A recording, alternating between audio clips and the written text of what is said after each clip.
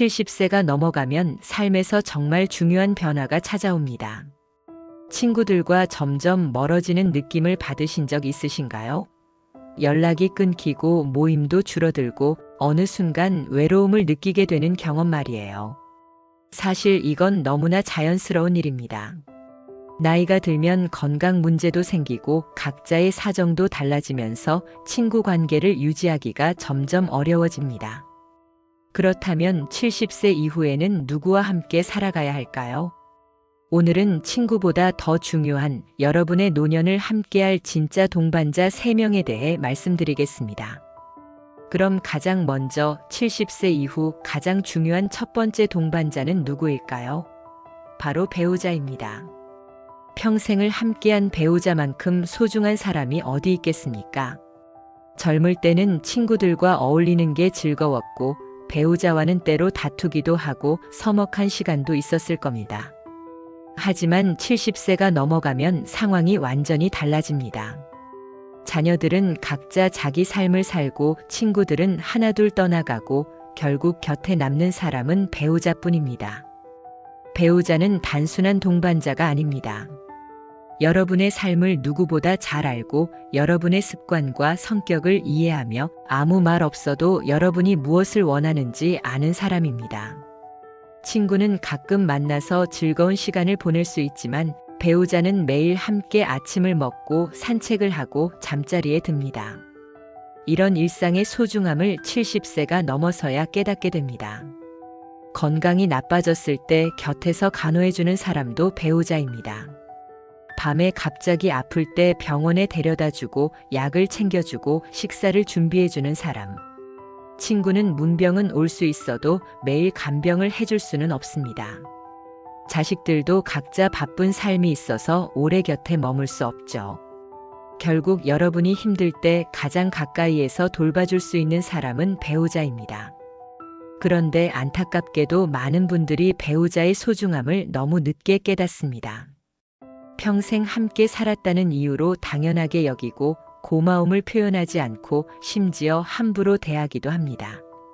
이 나이에 무슨 사랑 타령이야 하며 배우자에게 무뚝뚝하게 대하다가 먼저 떠나보내고 나서야 후회하게 됩니다.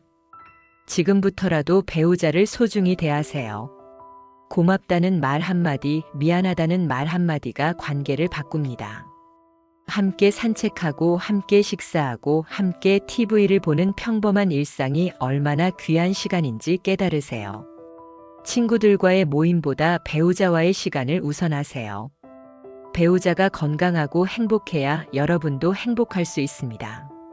또한 배우자와의 관계를 개선하는 노력도 필요합니다.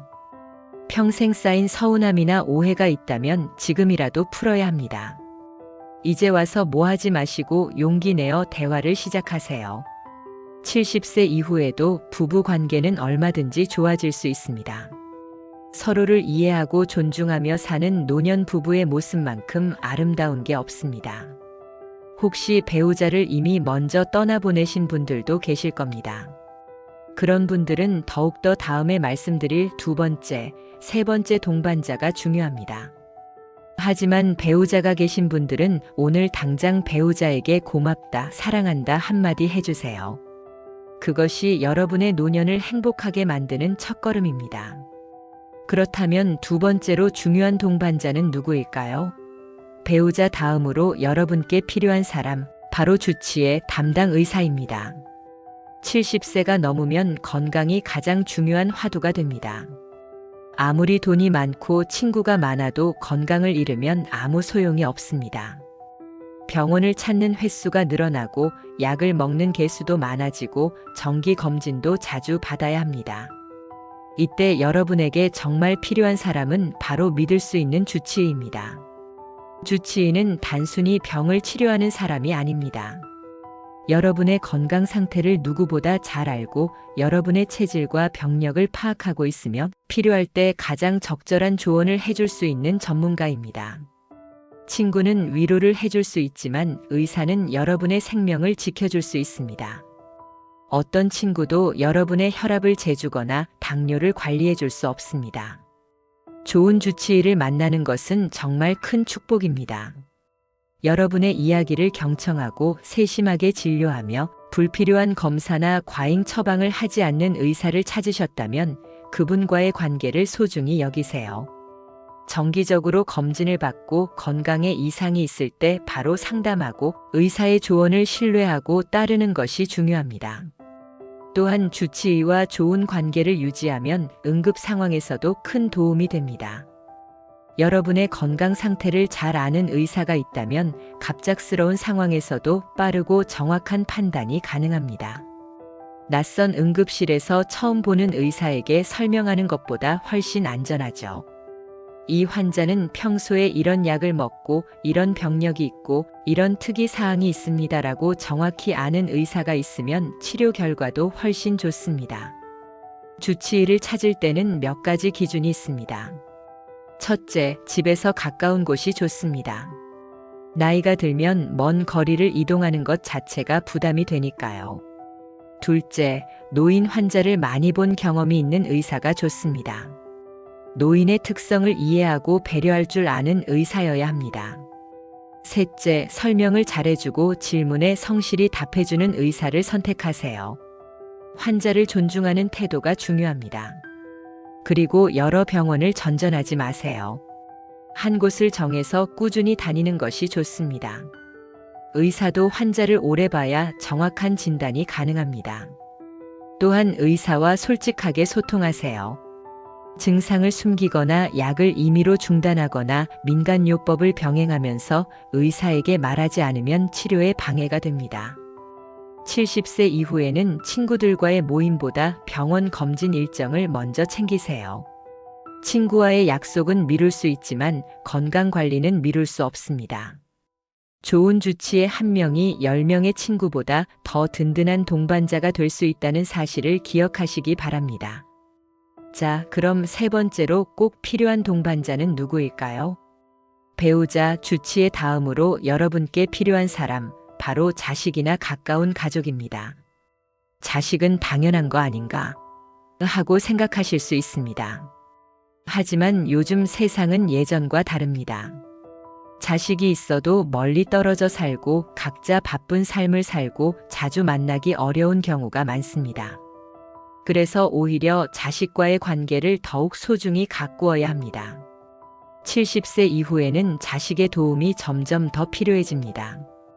큰 병에 걸렸을 때, 수술을 해야 할 때, 중요한 결정을 내려야 할 때, 법적인 문제가 생겼을 때, 이럴 때 가장 먼저 의지할 수 있는 사람이 자식입니다. 친구는 조언을 해줄 수 있지만 책임을 지지는 않습니다. 하지만 자식은 부모를 위해 직접 나서고 책임을 지는 사람입니다. 또한 자식은 여러분의 노후를 함께 설계해야 하는 동반자입니다. 재산 문제, 건강 문제, 주거 문제, 요양 문제 등 중요한 결정들을 자식과 함께 상의하고 계획을 세워야 합니다. 혼자서 모든 것을 결정하다가 나중에 자식들과 갈등이 생기는 경우가 많습니다. 미리미리 투명하게 소통하고 함께 준비하는 것이 중요합니다. 그런데 여기서 중요한 포인트가 있습니다. 자식과의 관계를 건강하게 유지하는 방법입니다. 자식에게 지나치게 의존하면 안 됩니다. 자식도 자기 인생이 있고 자기 가족이 있고 자기가 해야 할 일들이 있습니다. 부모가 모든 것을 자식에게 의지하면 자식은 부담을 느끼고 관계가 나빠질 수 있습니다. 적절한 독립성을 유지하면서도 필요할 때는 도움을 요청할 수 있는 관계, 그것이 이상적입니다. 평소에는 혼자서 또는 배우자와 잘 지내다가 정말 중요하고 큰일이 있을 때만 자식에게 도움을 청하세요. 그러면 자식도 기꺼이 도와줄 수 있습니다. 또한 자식을 대하는 태도도 중요합니다. 내가 너를 키웠으니 당연히 날 봉양해야지 하는 식의 태도는 버리세요. 감사하는 마음으로 대하세요. 자식이 전화하면 고맙고 방문하면 기쁘고 도와주면 감사한 마음을 표현하세요. 그러면 자식도 부모를 더 자주 찾게 됩니다. 만약 자식이 없거나 자식과 관계가 좋지 않다면 어떻게 해야 할까요? 그럴 때는 조카, 사촌, 친척 중에 가까운 사람을 찾으세요. 또는 오랜 시간 신뢰를 쌓아온 이웃이나 지인도 가족 같은 역할을 할 수 있습니다. 중요한 것은 혈연이 아니라 신뢰와 책임감입니다. 또한 요즘은 사회적 지원 시스템도 잘 되어 있습니다. 주민센터나 복지관에서 제공하는 독거노인 지원 서비스, 방문 요양 서비스, 응급 안전 서비스 등을 활용하시면 자식이 없어도 안전하게 노년을 보낼 수 있습니다. 부끄러워하지 마시고 필요한 도움은 적극적으로 요청하세요. 자식이나 가까운 가족은 여러분의 삶을 마지막까지 함께할 사람들입니다. 그 관계를 소중히 여기고 건강하게 유지하며 필요할 때 서로 의지할 수 있는 동반자로 만들어 가세요. 여기까지 3명의 동반자를 말씀드렸습니다. 그렇다면 친구는 이제 필요 없다는 말일까요? 절대 아닙니다. 친구는 여전히 소중합니다. 함께 웃고 이야기 나누고 추억을 공유하는 친구들은 삶의 큰 기쁨입니다. 다만 70세 이후에는 친구 관계에 대한 기대치를 조정할 필요가 있다는 겁니다. 친구에게 배우자의 역할을 기대하지 마세요. 친구에게 의사의 역할을 기대하지 마세요. 친구에게 자식의 역할을 기대하지 마세요. 대신 그런 일들은 적절한 사람들에게 맡기고 친구와는 편안하게 마음을 나누는 관계로 유지하세요. 그것이 친구 관계를 오래 유지하는 비결입니다. 또한 친구를 선택하는 기준도 달라져야 합니다. 젊을 때는 재미있고 활동적인 친구가 좋았지만 70세 이후에는 편안하고 긍정적인 친구가 더 필요합니다. 부정적인 이야기만 하고 불평불만만 늘어놓고 남을 비교하고 시기하는 친구는 오히려 여러분의 건강과 정신 건강에 해롭습니다. 진짜 좋은 친구는 여러분을 있는 그대로 받아들이고 긍정적인 에너지를 주며 서로의 건강을 응원하고 적절한 거리를 유지할 줄 아는 사람입니다. 이런 친구가 2~3명만 있어도 충분합니다. 친구는 양이 아니라 질입니다. 여기까지 3명의 동반자를 말씀드렸습니다. 배우자는 매일의 일상을 함께하는 사람이고 주치의는 건강을 지켜주는 사람이며 자식과 가족은 중요한 순간에 의지할 수 있는 사람입니다. 각자의 역할이 다르기 때문에 어느 하나도 소홀히 해서는 안 됩니다. 배우자에게는 오늘 당장 고마움을 표현하세요. 주치의와는 신뢰를 쌓으며 꾸준히 관계를 이어가세요. 자식에게는 과도한 기대 대신 존중과 감사로 대하세요. 친구들과는 부담 없이 즐거운 시간을 보내세요. 이렇게 각 관계의 본질을 이해하고 적절하게 유지하는 것이 행복한 노년의 핵심입니다. 오늘은 70세 이후 삶을 함께할 진짜 동반자에 대해 나눴습니다. 친구보다 더 필요한 3사람, 배우자, 주치의, 가족. 이들과의 관계가 여러분의 노년을 결정합니다. 지금 당장 실천할 수 있는 일부터 시작하세요. 배우자에게 한마디 건네고 병원 예약을 잡고 자녀에게 전화 한 통 하는 것. 작은 행동이 큰 변화를 만듭니다.